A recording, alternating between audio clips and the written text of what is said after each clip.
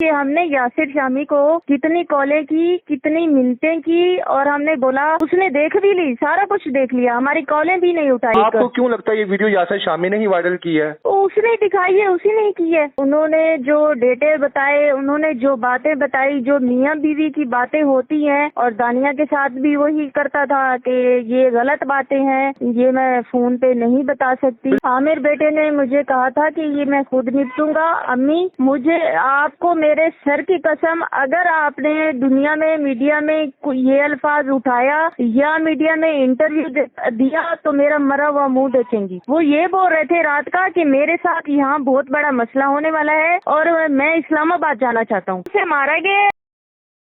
کچھ لوگوں کا یہ بھی کہنا ہے کہ تقریباً 50 سے 60% لوگوں کا جو ان کی ویڈیو وائرل ہوئی تھی جس میں کوئی نازیبہ حرکات وہ کر رہے تھے، اس کی وجہ سے عامر لیاقت صاحب نے ڈپریشن لیا اور وہ موت کے آغوش میں چلے گئے۔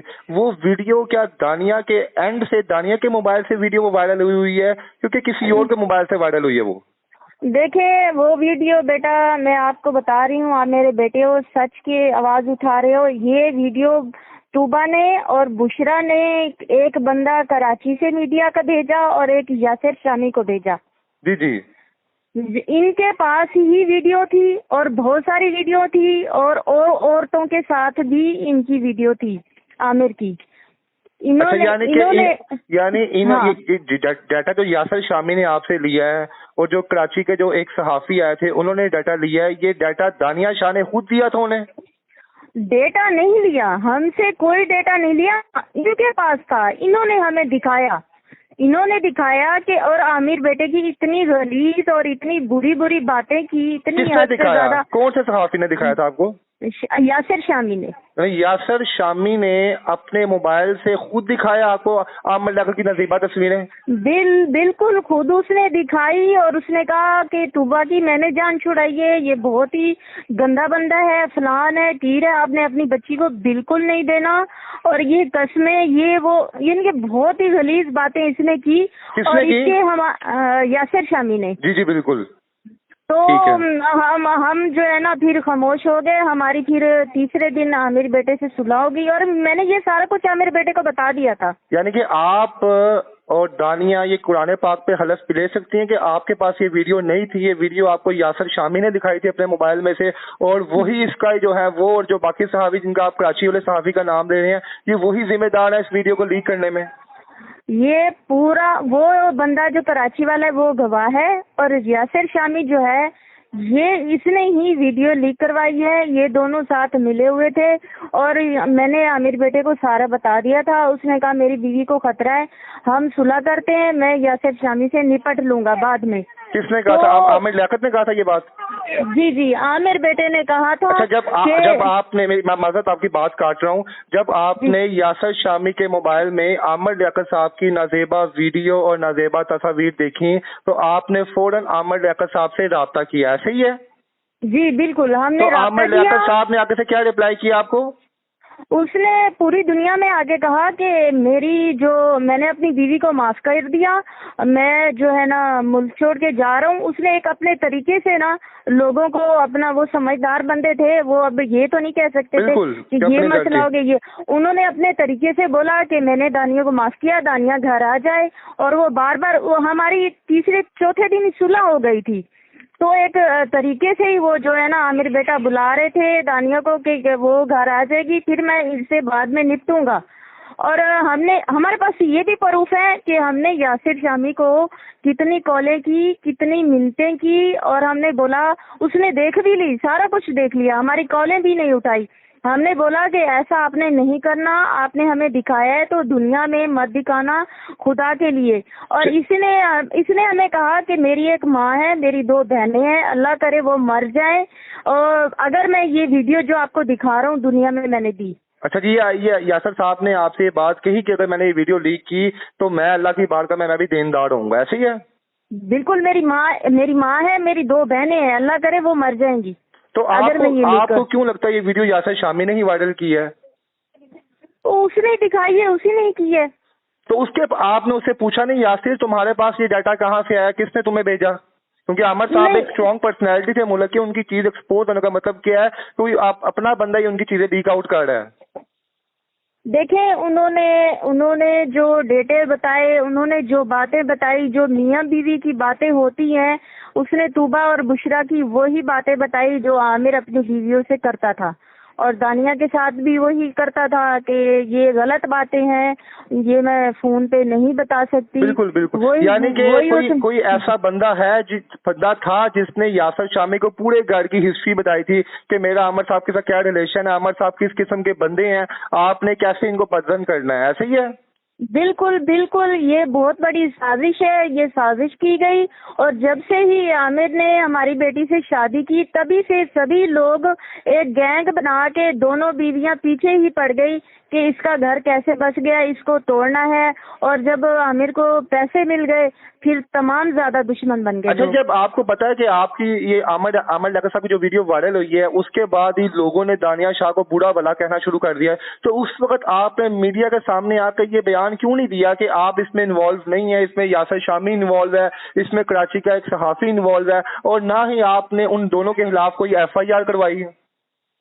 عامر بیٹے نے مجھے کہا تھا کہ یہ میں خود نپٹوں گا، امی مجھے آپ کو میرے سر کی قسم، اگر آپ نے دنیا میں میڈیا میں یہ الفاظ اٹھایا یا میڈیا میں انٹرویو دیا تو میرا مرا ہوا منہ دیکھیں گی۔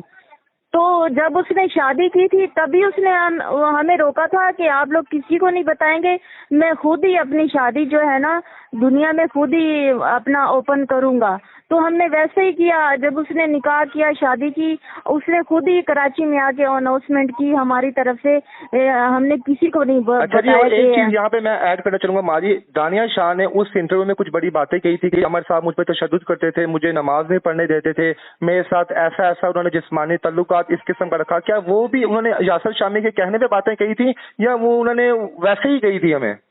نہیں، وہ سچ تھی۔ اب وہ اس دنیا سے چلا گیا ہے۔ ہماری بیٹی نے انتہائی مشکل میں دن گزارے، عامر بیٹا بہت ہی زیادہ ٹارچر کیا، ان بیویوں نے بہت زیادہ اسے ٹارچر کیا ہوا تھا، وہ بہت ہی دماغی طور پہ نا بہت ہی زیادہ ہائپر ہو گیا تھا نا۔ تو جس طریقے سے اس بچی نے 18 سال کی بچی نے جس طریقے سے اس کے ساتھ ٹائم گزارا ہے نا، یہ اللہ جانتا ہے یا وہ بچی جانتی ہے۔ بالکل۔ اچھا جی، اب آپ کا بالکل، اب میں ایک دو کوشچن ایڈ کروں گا، آپ سے پوچھوں گا، تو میں اپنا انٹرویو فائنل کرتا ہوں۔ میں جو 25 کروڑ روپیہ ملا تھا عامر لیاقت صاحب کو، اس میں سے دانیہ شاہ نے کچھ حصہ رکھا تھا؟ عامر صاحب نے دانیہ کو کچھ پیسے دیے تھے؟ دانیہ کو کوئی پیسے اس نے ایک دانیہ کو موبائل لے کے دیا تھا، اور دانیہ کو جو ہے نا گھر کا یہاں آنے کا کرایہ وغیرہ دیا تھا، اور وہاں کچھ شاپنگ کے لیے بھی میرے خیال میں 2-3 لاکھ روپے دیے تھے۔ بالکل ایسے ہی ہے۔ تو باقی عامر صاحب نے کچھ پلان نہیں کیا تھا دانیہ شاہ کے ساتھ، یہ مجھے اتنا پیسہ ملا، اس کا میں کیا کروں گا، کس کس کو دوں گا، ہم یہاں پہ رہیں گے یا نہیں رہیں گے؟ سننے میں یہ بھی آیا تھا کہ عامر لیاقت صاحب باہر کے ملک کہیں شفٹ ہونا بھی جا رہے تھے۔ بالکل بالکل نہیں جا رہے تھے، بالکل نہیں جا رہے تھے، انہوں نے ایسے شوشہ چھوڑا تھا، کیونکہ ہم نے اسے سب کچھ بتا دیا تھا کہ آپ کے ساتھ یہ پلان ہو رہا ہے، اور اس بات کو آپ شامل کریں، اس کا جو نوکر جاوید ہے جی وہ یہ بول رہا ہے کہ اسے پولیس پوچھ رہی ہے کہ عامر کو کوئی ٹینشن تھی رات کو، اس نے بولا نہیں، بالکل ٹینشن نہیں تھی، وہ بالکل صحیح تھے۔